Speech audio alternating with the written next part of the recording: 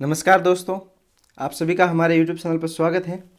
हम RBSC कक्षा 12वीं के इतिहास को पढ़ रहे थे, जिस बुक का नाम है भारत का इतिहास। और इस बुक का हम आज अध्याय 5 पढ़ेंगे। ये जो वीडियो है ये अध्याय 5 का पार्ट 4 है। अध्याय का नाम है उपनिवेशवादी आक्रमण। अध्याय 10 नंबर का है। और अगर आपको इसकी PDF चाहिए तो आप हमारे टेलीग्राम चैनल को ज्वाइन कीजिए, वहाँ आपको PDF नोट्स मिल जाएंगे। और पिछले वीडियो नहीं देखे तो आप प्लेलिस्ट में जाकर वो सभी वीडियो देख सकते हो, और आप ज्योग्राफी की क्लास को भी देख सकते हो। तो चलिए पढ़ना स्टार्ट करते हैं। आज हम पढ़ेंगे 18वीं शताब्दी में भारत की राजनीतिक स्थिति और उपनिवेशवादी आक्रमण। तो 18वीं शताब्दी में भारत।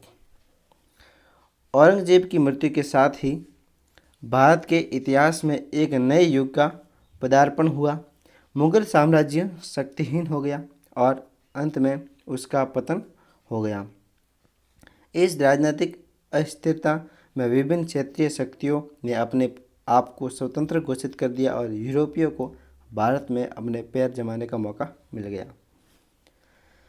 तो ये है 18वीं शताब्दी का भारत। देखिए, ये जो राज्य हैं कश्मीर, चीन, पंजाब, गायकवाड़, मराठा, सिंध, देखिए नागपुर हो गया, अरब सागर, यहाँ पर मैसूर प्रांत हो गया, बंगाल की खाड़ी। तो ये आप विस्तार से देख सकते हो। ठीक है, आगे बढ़ते हैं। अब सबसे पहले मुगल। औरंगजेब के पश्चात इसके उत्तराधिकारी सामान्यतया अयोग्य, कमज़ोर, सत्तालोलुप और विलासी थे। मुगल दरबार ईरानी, तुरानी, भारतीय अमीरों में बटा हुआ था। इन्होंने स्पष्ट उत्तराधिकारी नियम के अभाव में सम्राट पद को कठपुतली बना लिया। भारतीय अमीरों में सैयद बंधुओं ने दरबार को षड्यंत्र का घर बना दिया। 1739 में नादिर शाह के आक्रमण तथा 1761 में अहमद शाह अब्दाली के आक्रमण के बाद मुगल साम्राज्य लगभग समाप्त हो गया। 1857 तक बहादुर शाह जफर नाम मात्र का सम्राट था। अब है मराठा।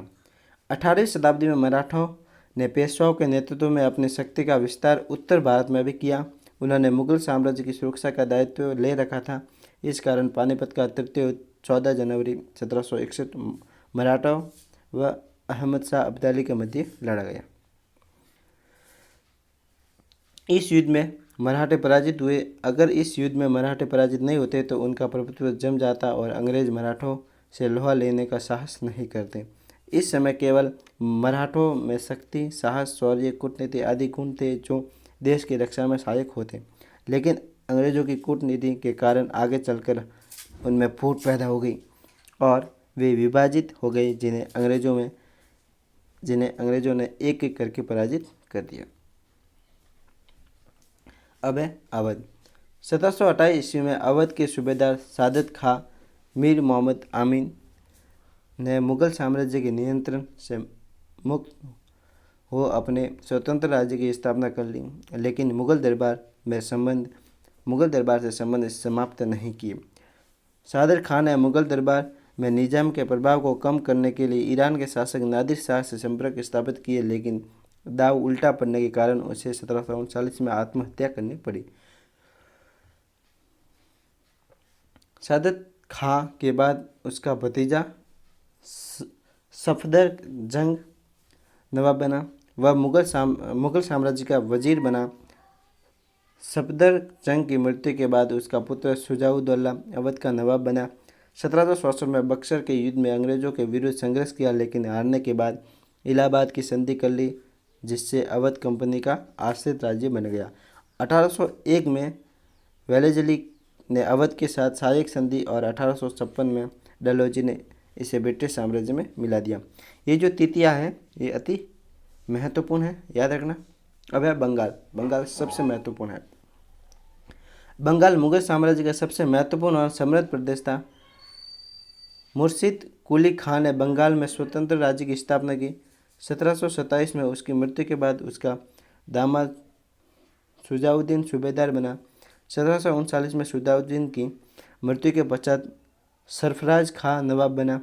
उसके एक अधिकारी अलीवर्दी खान ने सरफराज को हरा स्वयं को नवाब घोषित कर मुगल सम्राट से फरमान जारी करवा लिया।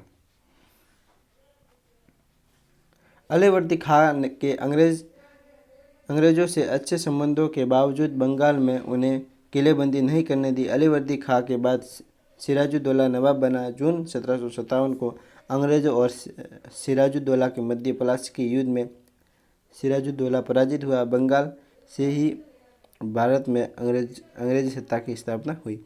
सबसे पहले अंग्रेजी सत्ता की स्थापना भारत में बंगाल से हुई। अति महत्वपूर्ण था, तो इस वीडियो को आप ज़रूर देखिए और एक बार और देखिए ताकि आपको रिवाइज भी हो सके। तो वीडियो देखने के लिए धन्यवाद। अगर आपको वीडियो पसंद आए तो वीडियो को लाइक कीजिए। अगर आपके मन में कोई सवाल है, सजेशन है तो हमें कमेंट कीजिए और इस वीडियो को ज़्यादा से ज़्यादा शेयर कीजिए। और अभी तक चैनल को सब्सक्राइब नहीं किया तो चैनल को सब्सक्राइब जरूर कर दीजिए दोस्तों। Thank you.